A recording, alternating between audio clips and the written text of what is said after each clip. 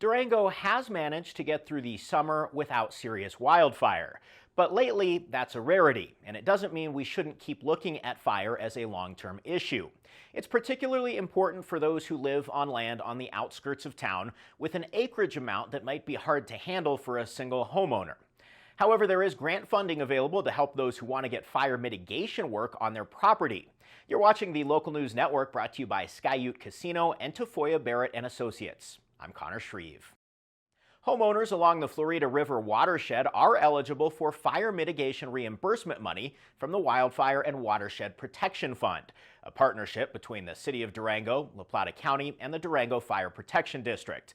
The goal is to complete fire mitigation on a large scale.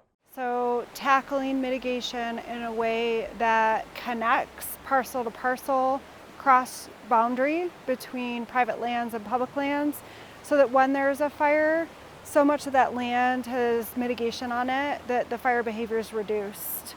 La Plata County Wildfire and Watershed Protection Fund Coordinator Allison Lehman is working on expanding grant offerings to increase incentives for homeowners who sign up for fire mitigation work.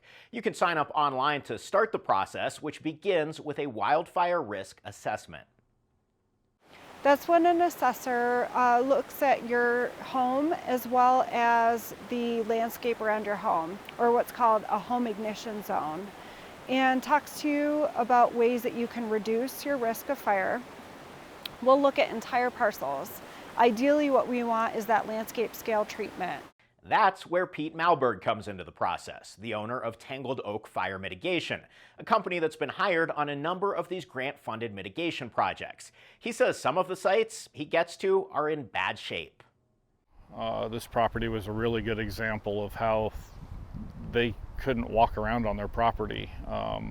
When I looked at it, I walked most of the property and it was tripping and getting tangled in bushes, and my boots probably didn't touch dirt very often, if at all. So he went about thinning trees, bushes, and ground cover, first around the home before extending his work out across the property.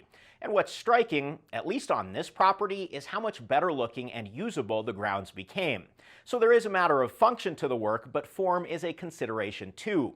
Malberg says he works with homeowners to preserve what they want in the process, whether that's a break from a road or privacy from a neighbor. Lehman says a fire nearby would devastate Durango just from a water perspective. So behind me, the Florida River. This river is drinking water for the city.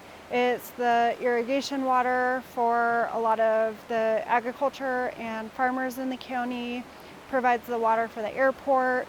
That list goes on. The work is aimed at improving things like response and evacuation times and ultimately safety. Malberg says after the initial mitigation work, management becomes much easier. This year we had, a lot of moisture. Some grasses are this tall, and that's a ladder fuel. So when you got to keep that stuff kind of knocked down and out of the way. But at least now they can get around on this property and be able to do that without huge effort. With efforts underway to expand mitigation funding, it's something landowners might want to keep in mind through the fall and into next spring, especially if you are on larger acreage near Durango.